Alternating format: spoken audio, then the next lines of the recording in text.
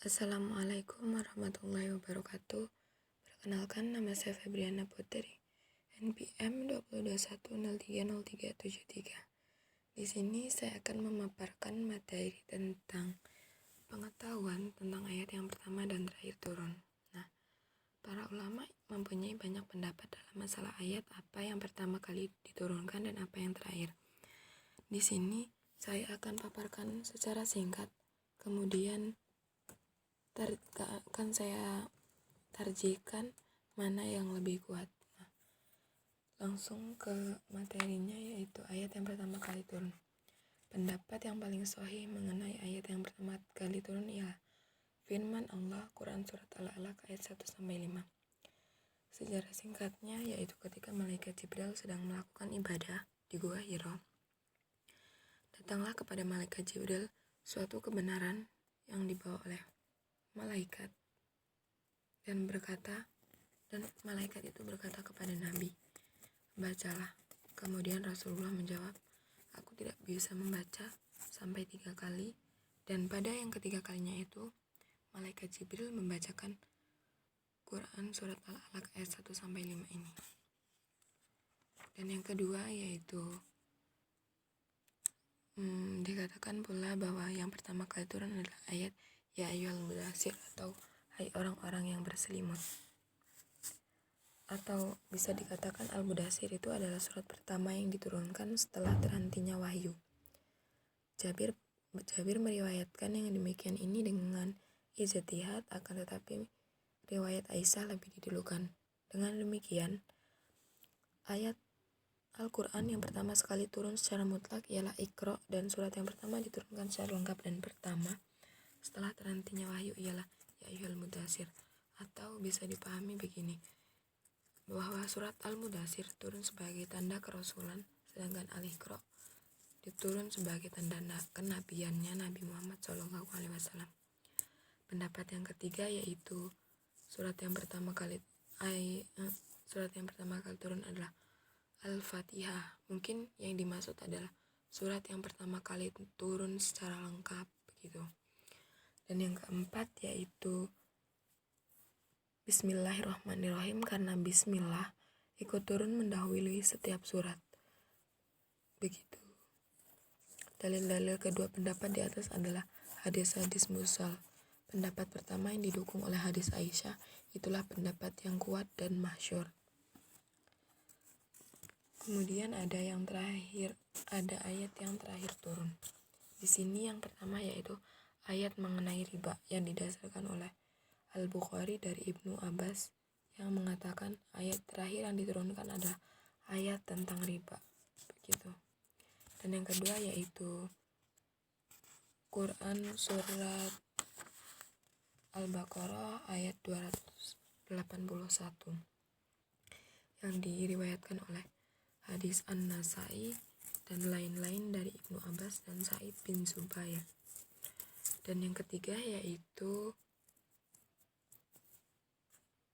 ayat tentang hutang yang diriwayatkan oleh dari Sa'id bin Al-Musayyib. Dan yang keempat yaitu ayat tentang masalah kalalah, yaitu yang diriwayatkan oleh Al-Bukhari dan Muslim, meriwayatkan dari Al-Bara bin Azib. Katanya ayat yang terakhir kali turun adalah An-Nisa ayat 176 yang membahas tentang kalalah, intinya begitu. Dan yang kelima yaitu surat At-Taubah ayat 128 sampai akhir yang diriwayatkan oleh Ubay bin Ka'ab. Beliau berkata, ayat yang terakhir kali diturunkan yaitu sesungguhnya telah datang kepadamu seorang rasul dari kaum sendiri. Begitu. Yang keenam yaitu surat Al-Maidah yang didasarkan pada riwayat At-Tirmidzi dan Al-Hakim dari Aisyah radhiyallahu anhu. Yang ketujuh yaitu ayat Al-Imran ayat 118 95 yang didasarkan pada hadis Ibnu Wardawi melalui Mujahid dari Ummu Salamah. Dan yang ke-8 yaitu ayat An-Nisa, yaitu Quran Surat An-Nisa ayat 93 yang didasarkan pada hadis yang diriwayatkan oleh Al-Bukhari dan lainnya dari Ibnu Abbas, katanya ayat An-Nisa adalah ayat yang terakhir diturunkan dan tidak dihapus oleh apapun. Dan yang terakhir adalah pendapat berdasarkan riwayat Muslim dari Ibnu Abbas, ialah surat An-Nahr.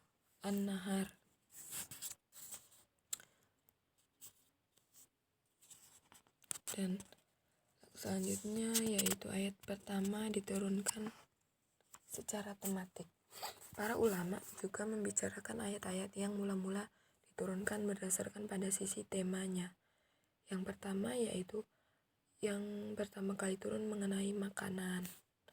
Dan yang kedua yaitu yang pertama kali diturunkan adalah masalah minuman. Dan yang ketiga yang pertama kali turun mengenai perang. Nah, manfaat dalam pembahasan ini yaitu menjelaskan perhatian yang diperoleh Al-Quran guna menjaganya dan menentukan ayat-ayatnya. Para sahabat telah menghayati Al-Quran ini ayat demi ayat, sehingga mereka mengerti kapan dan di mana ayat itu diturunkan. Mereka telah menerima dari Rasulullah ayat-ayat Al-Quran yang diturunkan kepadanya dengan penuh hati-hati. Al-Quran adalah dasar agama, penggerak iman dan sumber kemuliaan serta kehormatan mereka. Ini membawa dampak positif, yaitu Al-Quran akan selamat dari perubahan dan kerancauan.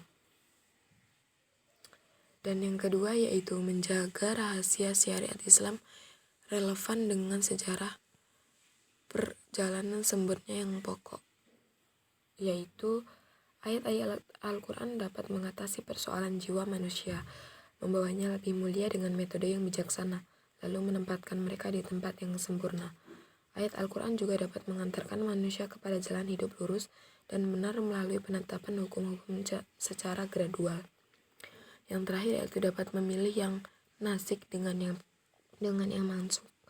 Kadang terdapat 2 ayat atau lebih dalam satu masalah, tetapi ketentuan hukum dalam suatu ayat berbeda dengan ayat lain. Apabila diketahui mana yang pertama diturunkan dan mana yang kemudian terakhir diturunkan, maka ketentuan hukum dalam ayat yang diturunkan kemudian menghapus ketentuan yang terakhir diturunkan. Baik, itu saja materi yang saya paparkan. Terima kasih atas perhatiannya. Wabillahi taufiq wal hidayah. Wassalamualaikum warahmatullahi wabarakatuh.